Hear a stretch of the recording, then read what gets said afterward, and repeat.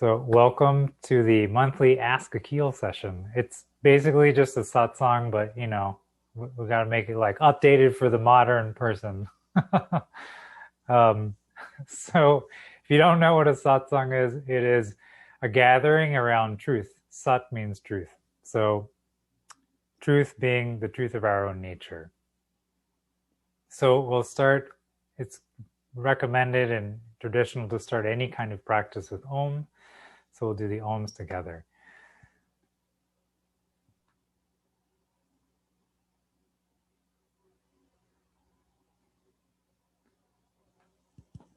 So sit tall, close your eyes if that's for you. And connect with whatever it is that doesn't move. Thoughts, feelings, sensation, they're all moving. They all have quality. So what doesn't move? Om represents that. We'll do 3 together.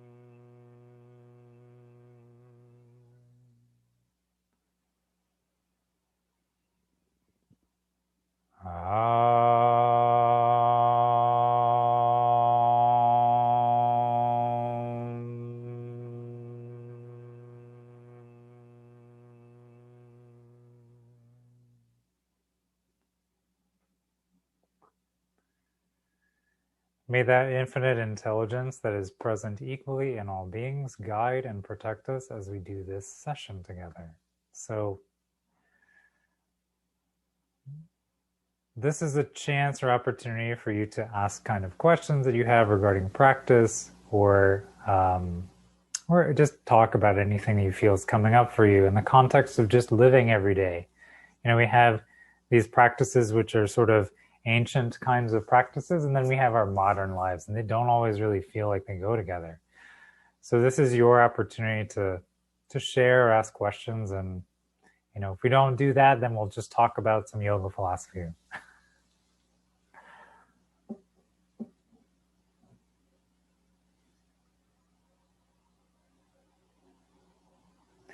If you don't feel comfortable, using your voice, you can always type something in the chat as well.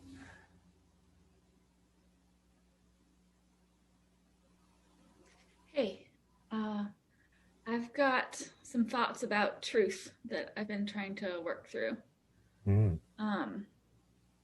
been examining my relationship with truth and noticing different phases of my life, having different sort of ideas about how it should operate in my life. Beginning from a place of kind of a disinterest in like real rooted honest truth. I'm thinking like teenage years, lying to my parents, sneaking away to other cities, like just being bad, but like keeping good grades in school to like have this appearance, and then have a different reality of where my attention and my energy was. And that's shifted through a few different phases up until where I'm finding myself now, where the phase I'm just emerging from, or I think I'm emerging from it, is when truth, I would be able to speak a truth about how things were the moment that they stopped being like that. So the words would leave my mouth, I would describe a situation or a thought or something, and as soon as I said it, it stopped being true, because I was finally able to like sum up what had been true, but then it wasn't anymore. So now I'm trying to figure out how to notice truth as it changes in the current moment, and notice when I have changed and I'm not what I was, and so what am I now, and asking those questions like, For example, I think of myself as a fit, healthy person, but my yoga practice went in the pandemic. And so now I do one session of Ashtanga and I hurt for a week. So, what is the truth about my physical and mental health and my yoga practice? And I'm trying to keep the truth in the current moment. And that's just hard. So there isn't a question there, but that's the truth thing I'm wrestling with right now. Thank you for sharing that. I'm really grateful because I'm sure it probably resonates with, other people on the call, but just people in general. And, it's okay if you don't have a question. I think that is food for thought. So I'm just curious if anybody else has any reactions or responses to that. Yeah, I relate to that a lot as a writer, and a writer that puts a lot of my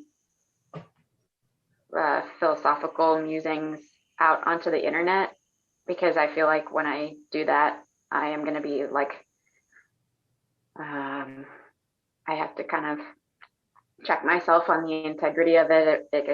Am I going? Is this really true? Is it really how I want to? Sometimes I think, is this just how I want to represent myself? But it's not actually authentic to me.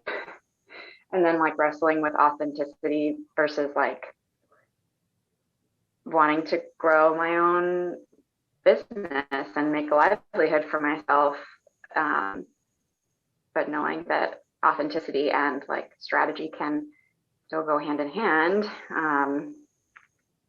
But that's kind of where my mind went, thinking about the idea of truth.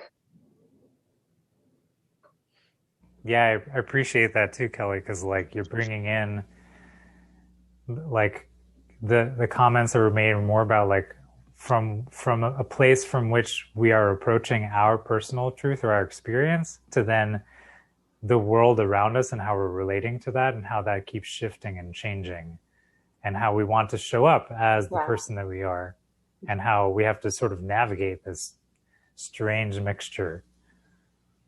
Mm-hmm. Yeah. Yeah. Mm-hmm.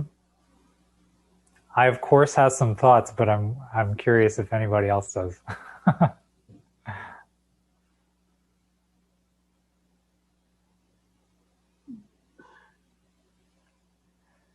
So I appreciate these, and the common thread that I'm like feeling through both of these sentiments around this the way we talk about truth is that often we relate to the sense of truth as like how we are, who we are, and that sense of truth, that does change, right? Like the truth of how you are as a teenager is radically different from the truth of how you are in your 30s or 40s or 50s. Is radically different. And so, I like to distinguish between the conditions of our body and mind and our truth. Like they're not unrelated. They absolutely are related, but they're not exactly the same thing, right? Like, there was a comment about like I think of myself as a healthy and strong, fit person, and like what that actually is I think that my body is healthy and strong, but the body is like it's a means through which we're experiencing who and what we are, right? It's not like something you can throw away. You really can't throw it away. You have it. It's for the duration, and it isn't exactly who you are. Just like the way other people perceive us by the things we do or say or how we are on the internet, it is also like to a degree who we are, but absolutely not at all, right? There's this private inner world happening constantly that no one else really has information about. And so, just approaching this understanding of truth as both and not either or, I think just to helps like include what really is the core, the kernel of this truth is like our nature, the nature of our being. What is indelible, what will not bend or break depending on whatever circumstances of life are present. And that isn't something that's entirely obvious when we're younger, right? Like we are exploring who and what we are. And even as we grow into adulthood, we're continuously exploring this. And so, there's something interesting between identity and our nature. Our identity is like something that helps us to connect with others and the world around us, but also helps others connect with who we are. But it's also not exactly who we are. There's something deeper than that. And so when we express ourselves, like when people hear us, we share things on the internet, it's like they're engaging with this level of our identity, this sort of layer of us, but that's not exactly who we are either. So I think that the thing is to be able to appropriately weight all of these different elements of who we are in the larger context of our nature. Our nature is like something that I think is by its nature very mysterious, right? Like just to exist is a very mysterious thing. I think that we take for granted a lot, like there's this vast cosmos of space and time, and then bloop, here we are, which is bizarre and wild. And like, why do we have a nose that looks like this and not something that comes out of the side of our head that's like, slurping air in a different way? I don't know, right? It's a very strange thing. But also, why do we have this intelligence that allows us to reflect on this? It's a fascinating thing. And so our nature expressing itself through the instrument of our body and mind, which does consistently change, because that's what nature does, right? Our body and mind, they're like in the context of yoga, and I say this with the caveat that there are multiple angles that you can look at what I'm about to say. There are multiple angles you can look at it from. One of them, as presented in the Bhagavad Gita or in the Yoga Sutras, is that there is a difference between our nature and nature. That there is what takes form, which is prakriti, which is like constantly changing. That's what they say, the gunas. There's these three elements of nature constantly expressing itself as rajas, tamas, and sattva, which are these qualities that everything possesses. And our body and mind have the gunas, right? They are made up of gunas. So like the constituent elements that make up the cosmos are also found in our body and mind. But then there's a difference between that and what they say is Purusha, which is unlimited, unbounded, immaterial, like awareness itself, which is, if you read this as though, oh, they're definitely distinct and separate things, then you get into this sort of dualism. But I'm not going to go there because I don't think that's exactly accurate. It's just words. We're using words to describe something that by its nature doesn't really have words. So we'll fail no matter what we do. But the reason I bring this up is just to say, like, we talk about truth often as this experiential, like related to us, who we are and how we know ourselves. But the thing is, most of us don't actually really, really know our nature. We only know like the very surface of it. And I like to use an analogy sometimes. It's like, the nature of our being is sort of like the ocean. The ocean has like many different layers, and we're only really exposed to the very top of it. When you go to the beach and you're enjoying the ocean, you're only enjoying like the first 1% of the ocean. It's like so wonderful and you're there, but it can kill you, just take you right in the ocean if it wants. But underneath the surface, under the waves and the constant motion, there's a depth and a stillness, and there's a whole world in there. There's like many different forms of life. There's creatures that you would think shouldn't exist, but they do. And our nature is the same. There's like elements of ourselves that are deeply unexplored. There are kinds of conditioning that we hold from, the wide experience of existing. Everything that exists is found present in us because we're not separate from existence. So, when we're exploring truth, it's like, what layer of truth are you really going to? And when we talk about, like, especially with being authentic and, expressing ourselves and sharing our work and, our opinions and our thoughts and feelings through the vehicle of social media, we're really only engaging with this sort of 1% of our nature. And I think this grave mistake that we make as an ordinary person is we take that sliver at the top for the whole thing, And we do that with ourselves too. Like as a teenager,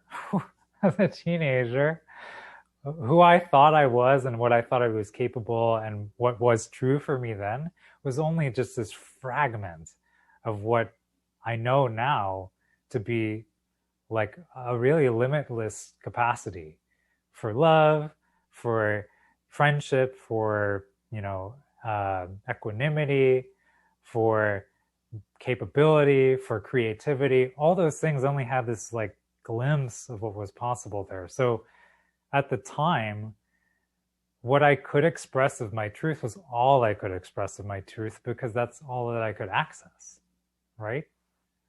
And what I love about these practices is they're offering us the opportunity to explore really deeply, like what is underneath the top surface layer of stuff. And, just like, if we were trying to go down to the bottom of the ocean, the pressure down there is intense and will crush your bones. So you need to fortify yourself before you just dive too deep. You know what I mean?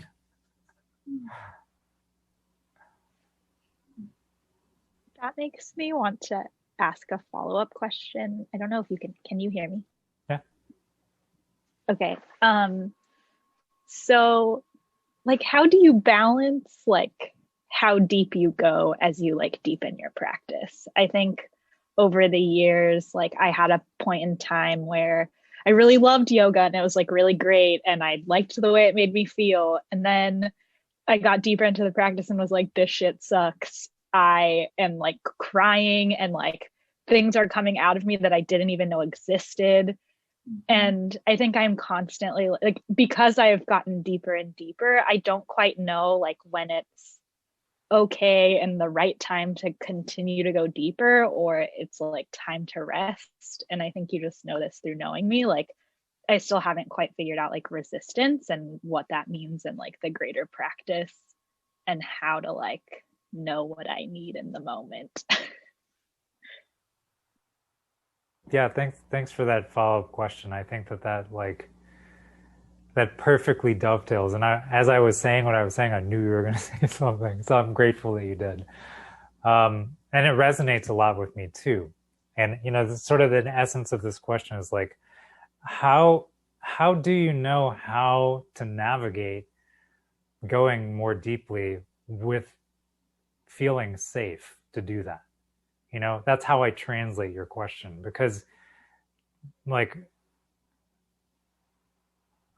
I'll sort of change the frame of how to relate to this in a little way. So like, just think of it like this, like when we are like feeling free and open to be ourselves, like when you're the most you are, you feel incredibly safe to do that. And if you don't, you feel like you're kind of holding, right? There's a holding back that you naturally do to protect yourself. And we all have various different kinds of defense mechanisms and self-protection and lots of layers of that because we need it, right? Like just in a longer scheme of history, just think human beings lived outside for thousands of years. You and I were sitting inside of a building We can control the temperature. We have these clothes someone made for us. We don't have to make them ourselves. You could go somewhere and someone will give you food and they're not going to fight you for it. So like, you know, just the conditioning of our body and mind is such that we needed all of these intense self-protection mechanisms, and like the wiring of our brain and, you know, our nervous system is such that it's geared to survive, right? The body wants to survive. Even sometimes the mind doesn't, but the body really does. And so when we deeply engage with these practices, what we are doing is we're engaging really with our nervous system, our physical conditioning, our like neurological conditioning, and then our emotional and social conditioning. And there's loads and loads of stuff buried in there, right? Like if we don't recognize, first and foremost, every single person on the planet has some low base level trauma that they have in their system, we will not find a way to create a safe environment for human beings to thrive. And so in order for us to do that, we have to look at the stuff that's there. And you can't just go like full forward, pedal to the metal, blow it up. You know, like we have an ethos in Western culture that's like, you bigger is better, you know, go big or go home. And like, that just isn't how this works. You know, like the unfolding of a flower is not a linear thing. We make it linear because we're breaking things up. But it itself happens like there's a precise set of conditions that have to be a certain way in order for it to open, and, you know, all the nutrients need to go there and the moisture and everything needs to be exactly right. And it's not the same depending on which flower you're looking at. So every single thing is unique. And the conditions for that require like a deep amount of attention, and most importantly for ourselves to engage in this process is compassion. You know, like in the traditional practice of yoga, there are 8 limbs, and the first of them is the, you know, like personal conduct. And the beginning of yoga practice is be compassionate. And often when people hear this, they think of, oh, like be nice to other people. I got it. Check. Oh, I was an asshole today. I better try again. And the thing is, you cannot practice compassion if you don't start here. And meeting yourself in the places where it's challenging is where compassion grows. So the exercises and the practices we do are really broadening our capacity to engage with this active kind of compassion that when we are really like firmly established in, we can extend to others. But we have to become really, really masterful of that first. And in order to master anything, you have to fuck up a lot. You know, like, I don't know about you, like reading and writing, they're hard. When you're a child and you're like, for me, drawing inside the lines, still can't do it. My handwriting, still hard. You know, I'm almost 40. And the lessons I learn continuously by being in relationship with my own self and other people around me is always a way that I can find to like deepen my compassion. So in terms of like, how do you know when to go deeper? What is the next layer that you can go to? You only know that if you relax into it. If you feel safe enough to feel curious, then you will. But if you don't, you have to slow down. And it's like that for anything. You know, it's like, have you ever had a friend that you were like, I don't really know if I trust this friend? You know, like you're becoming friends with someone and your relationship's starting to grow, and like you're like testing boundaries and trying to figure things out, like how's this person going to react? Do I feel okay in this? What you're doing is you're creating a container of safety for yourself to be able to show up as you. right? Most of us, when we meet someone else, we're not showing up as who we are. We're showing up as who we think they want us to be, or what feels appropriate in the moment. We're like compressing ourselves into what feels like an appropriate version of who we are. And that, it's, again, we are socialized and conditioned. We have a lot of deep stuff in us that tells us like, that's the thing you got to do. So you have to. You don't have an alternative until you do. So like when I was talking to someone yesterday about just sort of engaging with like these elements of life that are traumatic in our personal history, and like how do you explore these things without feeling like overwhelmed or get too deep into it. There's like that's why we have Sangha. That's why we have networks of support, because for us to do that by ourselves requires this immense amount of trust that we will come out the other side like without losing our shit. And we don't really have a world that really imbues us with this kind of confidence and trust in ourselves. Where like the method, for example, of like how military training is done, which is sort of how schooling is done, is like you're breaking someone down and then recreating them into a different thing. And so that's what we have around us. We don't really have this like more exploratory, confidence building, curiosity-based learning. So we have to be able to trust that we can lean on each other, and we have to make those kinds of relationships to be able to do that. So, it's like as much we have to explore our own inner conditioning, but we also have to be in the company of people who will support us in doing that, and that doesn't necessarily mean physical company, that doesn't even necessarily mean that someone you're trusting to help hold you in the container of that is in a form or is a human. And I think what that makes me think of, Aqeel, too, is like the vulnerability of like getting back to is it Alex or Alexandra? Getting back to your original question, is like I think that it's wise to take those kinds of incremental steps, because if you don't and you don't feel safe, you can be a lot more vulnerable to dogma. You can be a lot more vulnerable to like being taken advantage of by somebody who isn't going to be able to safely hold that container, to your point, Aqeel. Right? Like Absolutely. Those are kind of wise instincts. Absolutely. Yeah. I really appreciate that comment too, because like we, in a different conversation yesterday, I was talking to someone who was saying like, I have looked to other people for guidance in regards to like how to navigate my own process. And, this person was coming to me for a healing session, and I said to him, like, every single conversation we have ever had about anything that's going on with you, I have said to you, like what I am doing for you is just reflecting back to you, because like, I don't have answers. You have, you have the answers, deeply what is safe for you.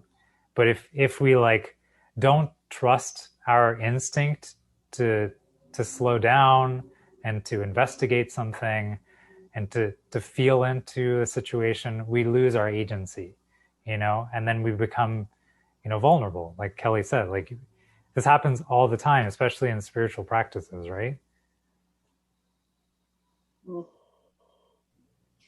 I want to throw another piece into this pool of shared wisdom. So basically, like, truth has to be balanced with some amount of loving kindness or compassion, that like to know how to apply the truth tool, how and when and how much, how strong. So there's got to be some sort of balance or counterbalance there. But then there's different types of love and compassion.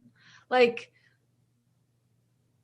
there's a certain type of compassion where, you know, your body's tired and you're emotionally exhausted, and it's okay to just be like, I need to wrap myself in a blanket and do child's pose, and that's just it. That's just it. That's what today needs.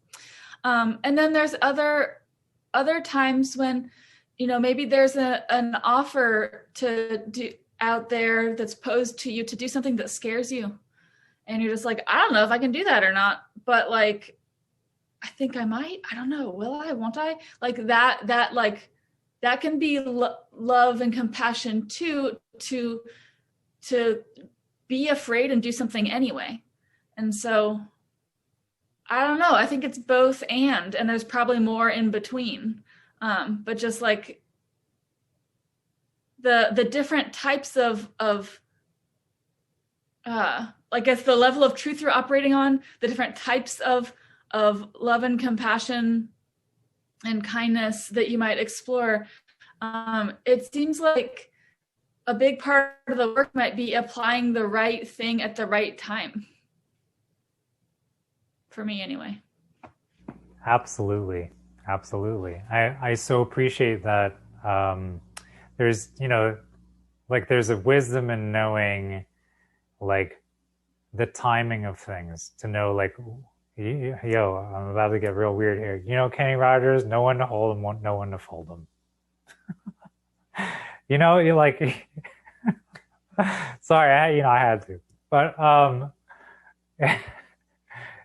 it's just that. It's like there's this mixture, and that like our compassion is like it's the instrument through which we are able to exercise our discernment. You know, a discernment is the capacity to distinguish the real from the unreal, which is truth from not truth, right?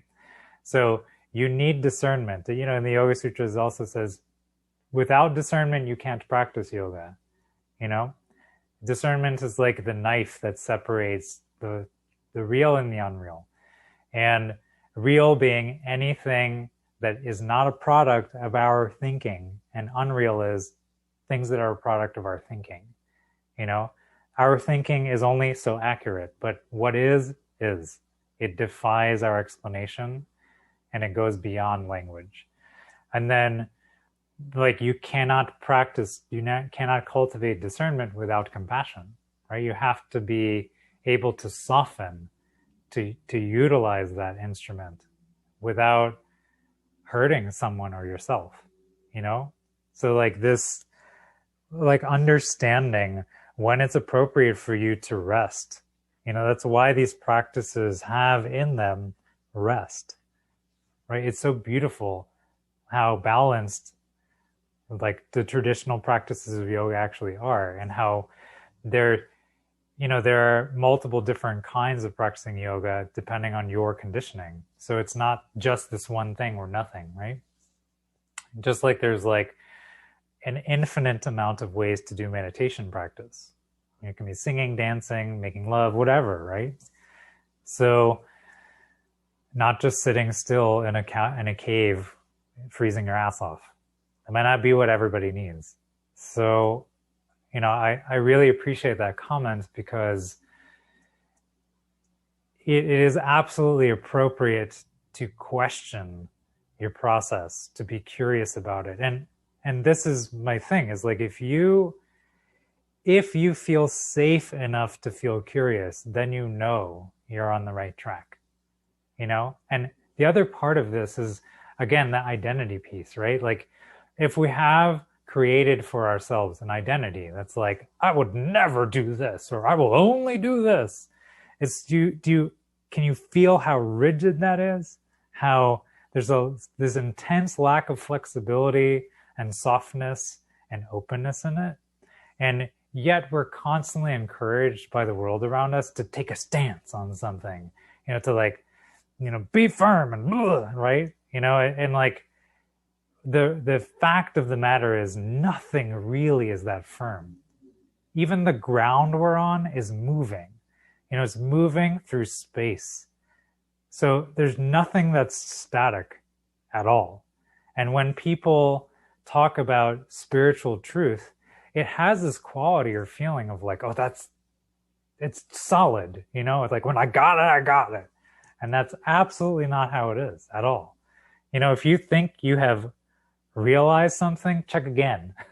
You know, because one moment, like I love something that Dharma says, sometimes you think you're 100% right and you're 100% wrong. You know, and it's just like the mind is the one that's creating this sort of duality between things.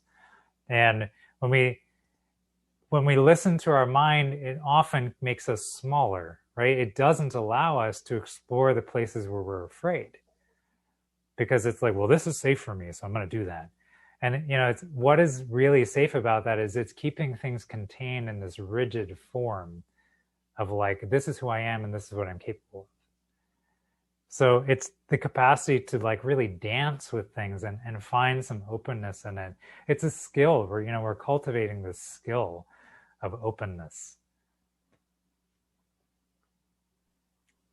You know, I hadn't done, until today's practice, I hadn't done a headstand probably in like 8 months, 10 months, I don't know, maybe even a year. And I didn't even question it. I just went into, you said headstand, and I got into headstand, and there was a moment where I had a flicker of a memory of like trying to do headstand over and over and over again, like years ago, and or being so afraid of it and being so envious of it. And it was just like, and then suddenly it was over, and I was like, it was weird. Yeah, I hear you. Thanks for sharing that. Yeah. I wanted to say something during the class about how something that I think is so beautiful about the way we're sharing our practice with each other now, you know, because we're over the internet and everything, is like when I first came into the yoga studio, which I had already been practicing yoga for many years on my own I would move my bed and do it in my room. And no one was around, and really nobody knew what I was doing, and it was fine. And I had no idea what my body looked like when I was doing it. But when I went in the yoga studio, what I realized is people are very competitive, especially here in DC. Like, it's like this show. And I was like, but that kind of energy is really infectious. And now we're at home, and like, who cares what you're doing? You're just doing what you're doing, and you're with whatever's happening, and then it's over. And like the stories we make about all of this are this huge hindrance and obstacle. And then when you just do it, something's happening and you're like, well, now this is happening. And then it's over. You know, it's so fascinating. And I feel like that's what has really helped me to really cultivate a strong practice for myself, is that like I have consistently scared the shit out of myself time and time again. I regularly do things that terrify me just to see what will happen, you know? And that's like, it sounds like really intense and whatever, but it's like people do that stuff all the time, but they're like breaking the law and they're hurting people and everything. Like, you know, like this is way different. It's this, in the sense of like, what is possible right now? What would happen if I tried to do this? You know, not what does this mean about me if I'm doing this? That's a whole different question, right?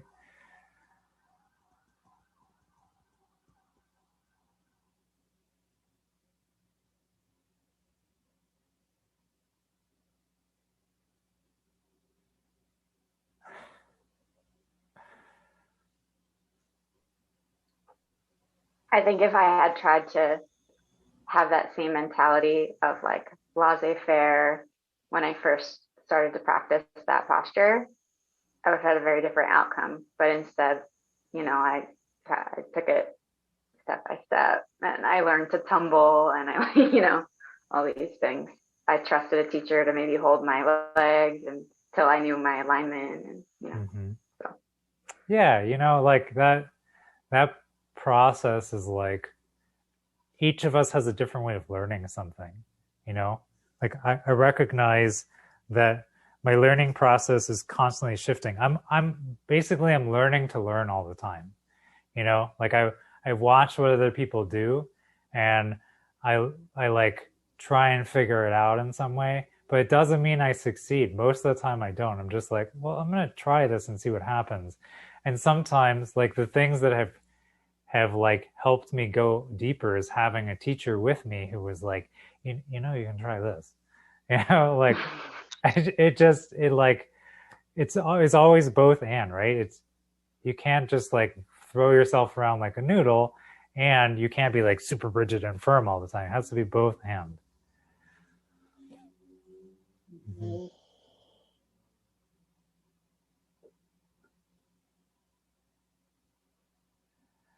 I think that really like it brings back, it sort of ties together this conversation we've been having about truth and who we are and what's happening right now. And like, you know, I think the one thing that I would say about this is like there is so much more mystery unfolding in every moment than we could possibly be aware of.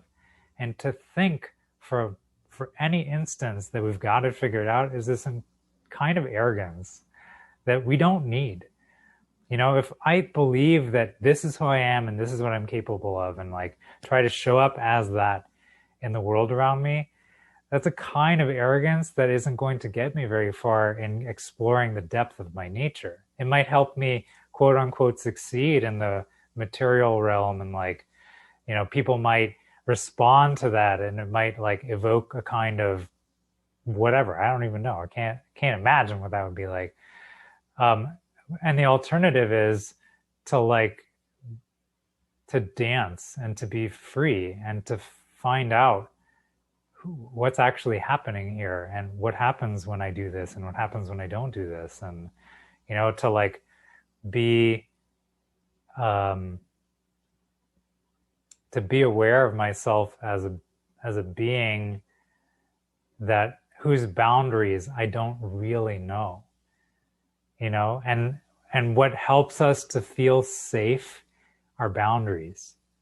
The boundaries we make help us feel safe to show up as who we are, you know, but we make them, right? And like when we, for example, experience crossing our own boundary, we feel like, oh, I've done something that I shouldn't have done because I crossed my own boundary and now I don't feel safe anymore.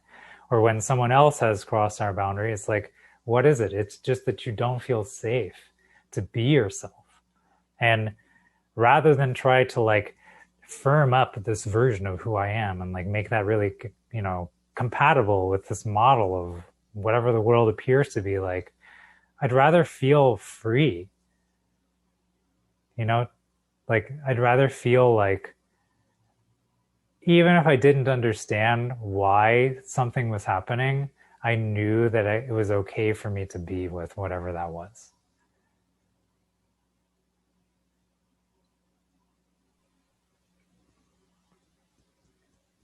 Yeah.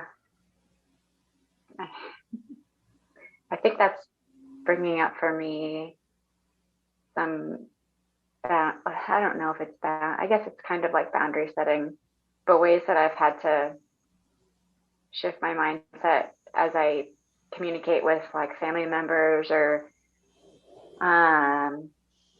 people who don't seem to, people who read different things than I do and relate to the world, have political views that are different from mine, and or maybe have views that I would even consider to be dangerous, is like, I guess, walking the line between like trying to understand their viewpoint but like also holding firm in mine, but also knowing that my objective shouldn't be to be right if what I'm actually hoping to create in the world is like more peace, because me being right is like not really the point. I don't know. Yeah. Yeah. I'm so grateful you said that and you took it to this place, because, you know, I'm observing people in the yoga community like finding their own way through this. And some people have like decided for themselves the best thing they can do is not say anything and just not get involved in any of it. And some people are like fervent and want to be right, you know? And, you know, I don't know that there's a quote unquote right way to do that. But what I do know is, you know, the aim is to be in a world where life is beautiful and full of wonder and enjoyable as an experience. Not all the time, but it's not wholly unpleasant. If that's the goal, like we'll approach interrelationships very differently. And, you know, I was actually thinking about this the other day and I intend to write about it. It's just that you cannot have equity without interdependence, and you cannot have interdependence without equity. And we have to be able to see that they both go together. And what I mean to say is everyone is constantly influencing and impacting one another by simply being here. That is how we are interdependent. Like my joy and suffering and sadness and grief and all that is tied deeply into yours in an inextricable way. When you are hurting, I am hurting, because the boundaries between us are not that hard. And at the same time, if we try to make rules that like things should be like this and this is what makes everything fair and everything, we've made those boundaries that really aren't there, and then people feel unfree. So it has to be this both and way. And, you know, like I said, boundaries are how we are allowing ourselves to show up freely, to feel safe. And everybody's boundaries are different. And so we need to be able to meet each other, you know, to meet in the places where those boundaries do cross over and find how we can connect with one another. But we don't need to like be right, and we don't need to understand every single thing about how someone else is thinking or feeling or whatever. You know, that isn't entirely necessary. Just like I don't understand every single thing that's going on inside here. I don't have words for some of it. You know, like if someone creeps me out, I'm just creeped out. I don't know what it is. They just creep me out. You know, like if I took the time to explain that in words, it wouldn't make it different. It would just be words. So, you know, I think like to your point, Kelly, about like, how do we navigate these relationships in this landscape that feels really so polarized, is that, and like some things are dangerous. Some things are actually actively causing other people harm, is we can cultivate the capacity to make our life a container for freedom that is open to other people. That like we, by showing up more freely in the world that we're in and encouraging other people to do so by being that, not by the things we say, but by being that, that will change things. And it like sounds like Pollyanna-ish, you know, to say like, you know, you really can influence the world by your presence, but that is what you do. Just by being here, you're changing the world, you know, and it does go further than what words can explain. And so we can't hope to like influence how someone else's mind works at all. I could never. But what I can do is help you to feel safe around me because I feel safe to be me.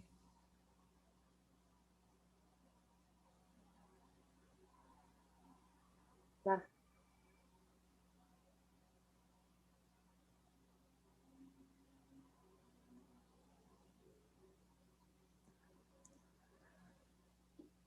So we're coming up on the end of our time together. So unless there's, you know, any other questions or comments or observations that someone wants to share, we'll just sit for a few minutes. So I'll just leave it to you. If there's anything anyone wants to share or question.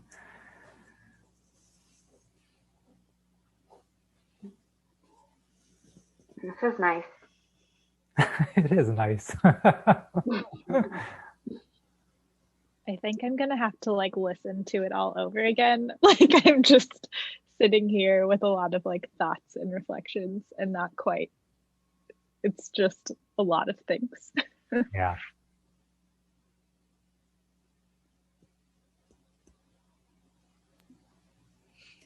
Another piece of trying to discover truth together, I think, is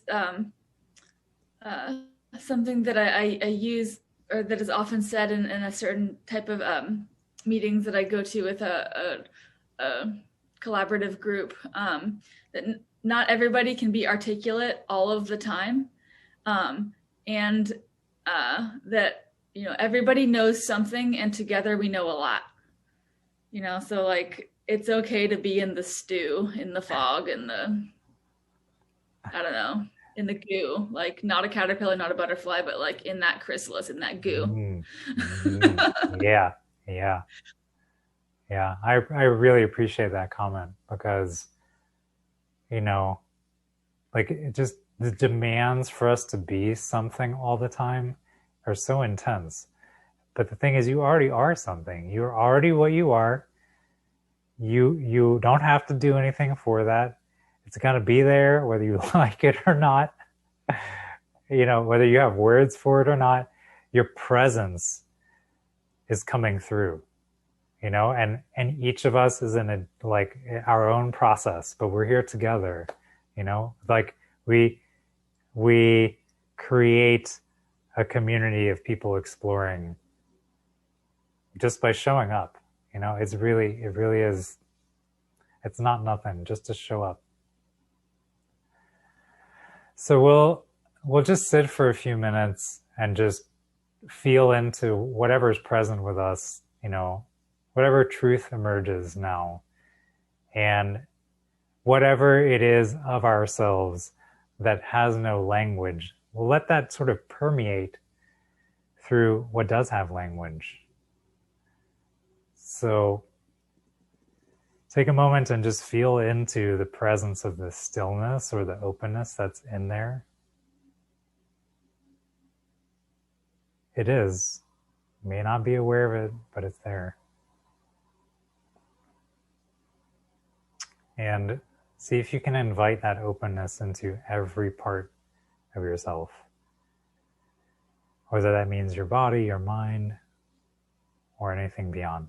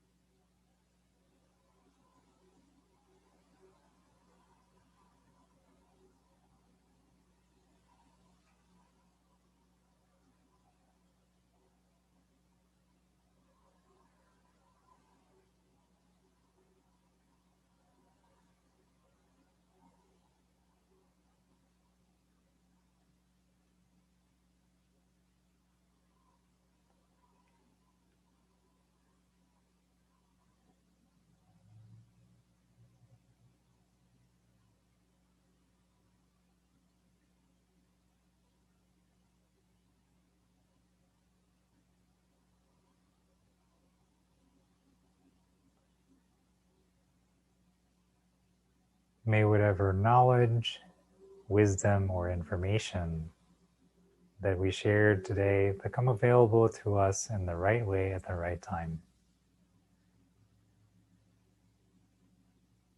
So we'll finish with an Om and 3 Shanti.